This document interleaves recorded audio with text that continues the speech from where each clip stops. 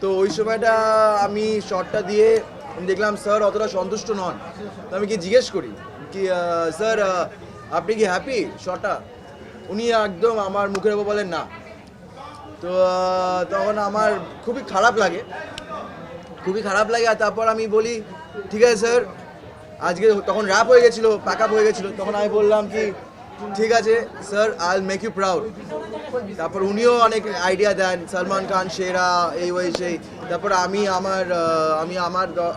হিন্দু ধর্মর, তো আমি আমার ধর্মের রামায়ণ থেকে হনুমান রামজি সব কিছু মিলিয়ে মিশিয়ে একটা মানে কোথাও একটা আমি খুঁজছিলাম কি করব।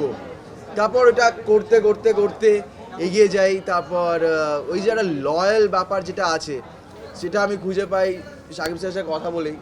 তো ওই যে না বলেছিলেন উনি, আর তারপর সিনের আগে যে ওনার যে একটা ইম্প্রোভাইজ করার একটা খুব থাকে, মানে উনি এসে সিনটা বুঝবেন, তারপর চেষ্টা করবেন কিভাবে আরও ভালো করে তোলা যায়।